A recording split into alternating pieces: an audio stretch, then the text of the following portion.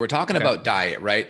And one of the big things when people have chronic health issues, what tends to happen is we have insulin resistance, okay, where the cells become numb to insulin. Insulin basically helps glucose get into the cell. It also helps protein get into the cell. And when insulin becomes resistant, it's going to start taking a lot of the glucose and converting it and storing it as fat.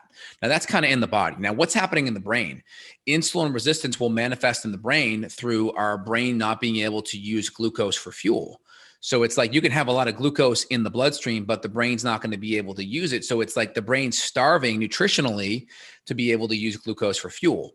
And so you start to form inflammation in the brain and a lot of plaquing in the brain. Now, the same enzyme that helps break down insulin is called insulin degrading enzyme. That enzyme, when there's lots of insulin around, gets wasted away dealing with insulin. The problem is that insulin degrading enzyme has dual purposes. It can go in and clean up plaque in the brain. So it cleans up the brain. It's the vacuum cleaner for your brain, keeps the brain free of plaque. We know plaque has a negative impact on cognitive function and performance.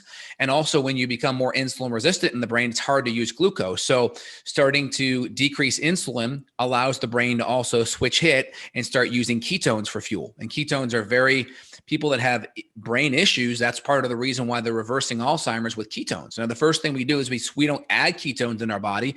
We switch our body's insulin levels by restricting excess carbohydrates so our body can make ketones and start utilizing ketones for fuel. That's a huge amazing. kind of first step out of the gates, though, because if we have this physiology there where we're insulin resistant and I'm recommending extra B vitamins or extra ginkgo or extra bacopa, man, I mean, you're not fixing any issues, right? You're not fixing anything. You're not getting to the root underlying problem. Yeah, well said. And then I guess that would also give people a false sense of hope. And then they would come back to you and they'd be disappointed because they're insulin resistant, but yet you're giving them all these good brain nutrients and maybe they only had 5% improvement.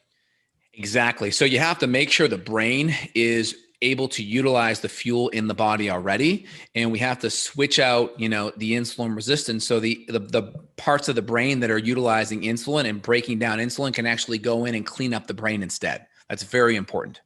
Yeah, well said. I mean, that's the important, foundation framework, Huge. pillar, whatever you want to call it, because it's impossible to circumnavigate that issue by just supplementing, like you said, Bacopa. Exactly.